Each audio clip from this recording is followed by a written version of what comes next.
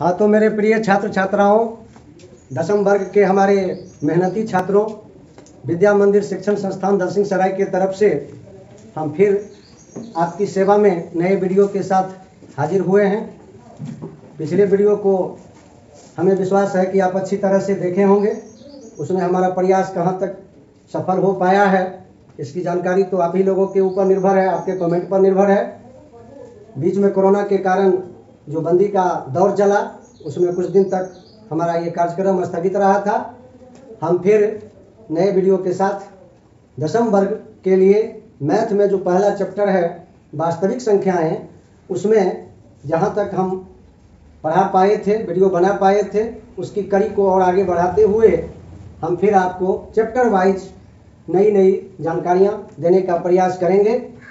तो आइए हम फिर अपने इस अध्याय को आगे बढ़ाते हुए देखते हैं कि अब हमें क्या पढ़ना है। जैसे कि पीछे के वीडियो में आप वास्तविक संख्याओं में परिमेय और अपरिमेय इत्यादि सीख चुके हैं।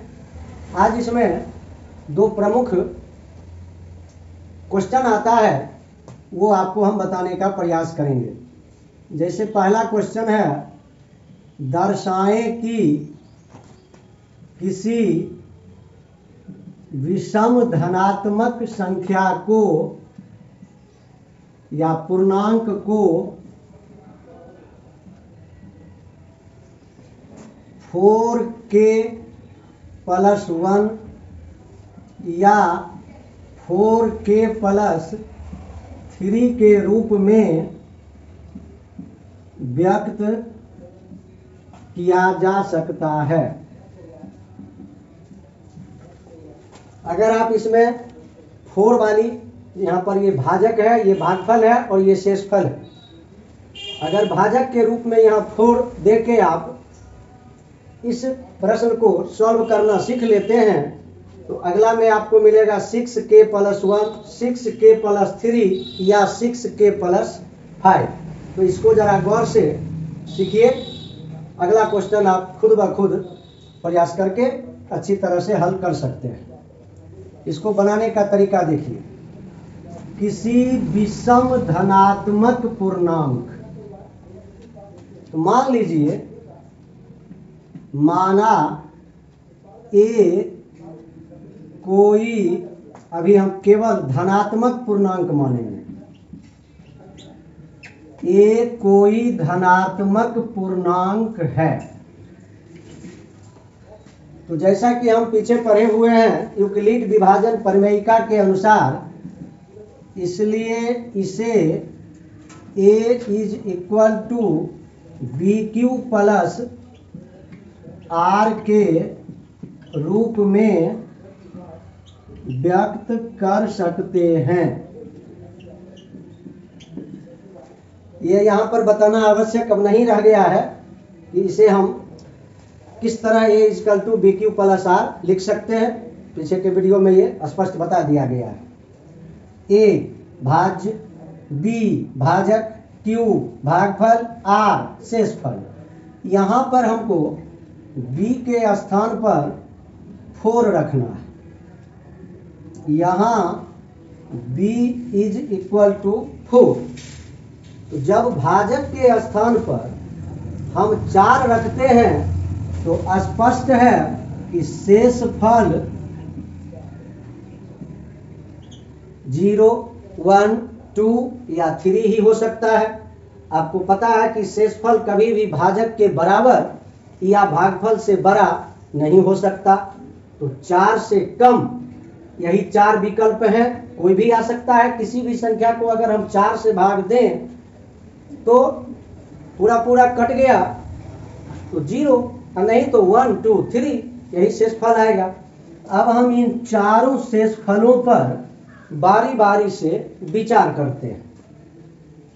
जब r = 0 तो a = b की जगह पर हमको रखना है 4, q हमारा है भागफल, r की जगह पर हम 0 ले रहे हैं। क्या आ गया? 4q। अब देखिए, 4 को हम लिख सकते हैं 2 इंटू 2q। अब हम 2q क्या है, जैसे कि हम अगर एक उदाहरण लें, 12 को लिख सकते हैं 3 इंटू 4, यानी 12 को 3 से भाग देंगे तो 4 भागफल आएगा। उसी तरह 4q को 2 से डिवाइड कर रहे हैं तो भागफल क्या आ गया, 2q। इस 2q को हम मान सकते हैं k। अब क्यों मान सकते हैं कि यहाँ पर सवाल हमको केवल शेषफल का है, इस शेषफल क्या बचता है, भागफल क्या है, उस पर हमें जाना नहीं है। तो अब गौर से देखिए, 2 इंटू समथिंग इक्वल टू क्या होता है, सम, जो पिछले वीडियो में बताया जा चुका है कि किसी भी सम संख्या का व्यापक रूप 2m होता है। यहाँ पर हम k का प्रयोग किए हैं। अगला देखिए, जब r इज इक्वल टू 1 तो a इक्वल टू क्या हो जाएगा, 4q प्लस 1। फिर 4q को हम लिख सकते हैं 2k, 4q के बदले हम 2k प्लस 1। ये 2k प्लस 1 किसका व्यापक रूप है, विषम संख्या का। r इज इक्वल टू 2 तो a is equal to 4q plus 2। 4q की जगह पर हम 2k लिखते आ रहे हैं प्लस 2। फिर 2 इसमें हम कॉमन ले लें तो 2 इंटू k प्लस 1, यानी फिर आ गया 2 इंटू समथिंग, जिसको हम मान लेते हैं m। तो फिर ये क्या आ गया, 2 इंटू समथिंग आ गया सम। अब हमको लास्ट, हम 0 के लिए देख लिए, 1 के लिए देख लिए, 2 के लिए देख लिए, अब बच गया 3। तो क्या लिखेंगे, a is equal to 4q plus 3। अब देखिए 4q के लिए हम लोग 2k लिखना शुरू किए हैं, और 3 नहीं लिख के इसको अगर हम 2 प्लस 1 लिख लें अपनी सुविधा अनुसार तो कोई दिक्कत नहीं है। अब इन दोनों पदों में हम 2 कॉमन ले लेते हैं, बचेगा k plus 1 is equal to फिर 2, और k प्लस 1 के लिए चूंकि यह एक भागफल है तो हम m ले आते हैं प्लस 1। फिर देखिए 2m प्लस 1 क्या है, ये विषम का व्यापक रूप है।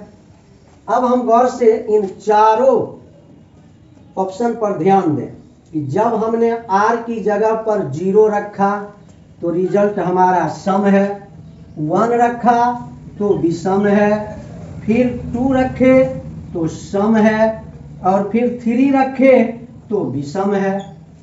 यानी यहाँ पर हम देखते हैं कि जब r इज इक्वल टू 1 और जब r इज इक्वल टू 3 तो वह हमेशा विषम होता है। अर्थात यह कथन सिद्ध हो जाता है कि अगर किसी विषम संख्या को हम 4 से भाग दें तो शेष फल 1 बचेगा या 3 बचेगा, कभी भी 0 या 2 नहीं बचेगा। हम कह सकते हैं अर्थात, बस इसी प्रश्न को हम अब आंसर में बदल देते हैं। अर्थात यहाँ तक आने के बाद हम अपना निष्कर्ष इस तरह से व्यक्त कर सकते हैं। अर्थात किसी विषम धनात्मक पूर्णांक को हम 4k प्लस 1 या 4k प्लस 3 के रूप में व्यक्त कर सकते हैं या किया जा सकता है। अर्थात आपके सिलेबस के हिसाब से वास्तविक संख्याओं के बारे में जो जानकारियां दी गई है उस जानकारी में HCF LCM के बाद यह एक बड़ा ही महत्वपूर्ण प्रश्न है। तो ये जो प्रश्न है आपके बुक में एग्जाम्पल में दिया गया है, साधित प्रश्न के रूप में दिया गया है। और अब हम एक्सरसाइज में चलते हैं, वहां पर क्या होगा, उस नया प्रश्न है दर्शाएं कि, फिर वह लौट आएगा दर्शाएं कि किसी धनात्मक विषम पूर्णांक को, अब यहां से चेंज करना शुरू कीजिए, 6k प्लस 1 या 6k प्लस 3 या 6k प्लस 5 के रूप में व्यक्त किया जा सकता है। अब इसी में थोड़ा थोड़ा सुधार करते चलेंगे, हमारा काम हो जाएगा। यहाँ पर b के स्थान पर हम लिख लेंगे 6, तो रिमाइंडर में क्या आ जाएगा 1 2 3 4 या 5, क्योंकि 6 से डिवाइड करेंगे तो ये 5, 6 ऑप्शन है जो रिमाइंडर के रूप में हमें प्राप्त होंगे। बस बारी बारी से जैसे हम इसको चेक किए थे उसी तरह बढ़ाते चलिए। यहाँ पर आपका हो जाएगा 6, यहाँ हो जाएगा 6, यहाँ हो जाएगा 3, फिर 2 के सम, यहाँ आ जाएगा 6, यहाँ फिर आ जाएगा 2k 6q की जगह पर इसको तो नहीं बदलना है, 2k प्लस 1 वो भी सम आ गया। फिर यहाँ पर हम 6q की जगह पर 2k, ये फिर आपका सम आ जाएगा। यहाँ पर में आ जाएगा 6q तो 2k, यानी कोई ज़्यादा परिवर्तन नहीं करना पड़ रहा है, हम आपके ऊपर 2 काम छोड़ रहे हैं। इसी तरह आप r एक बार 4 रख के या फिर r की जगह पर 5 रख करके आप इस निष्कर्ष को प्राप्त कर सकते हैं। यानी एक प्रश्न जो दिया हुआ है एग्जाम्पल में और एक प्रश्न जो आपके एक्सरसाइज में दिया हुआ है, इन दोनों को आप अच्छी तरह से तैयार कर सकते हैं। और ये महत्वपूर्ण प्रश्न है, इसको आप गौर से देखिए, समझने का प्रयास कीजिए और जहाँ तक हम आपकी मदद करने में सफल हो रहे हैं उसके लिए आप हमें अपना सुझाव भी दे सकते हैं। हम आपको और बेहतर से बेहतर तरीकों से समझाने का प्रयास करेंगे। धन्यवाद। अगर आपको ये अच्छा लग रहा है, मेरी पढ़ाई पसंद आ रही है, तो आप जरूर हमारे चैनल को सब्सक्राइब कीजिए, लाइक कीजिए और अपना कमेंट कीजिए। धन्यवाद।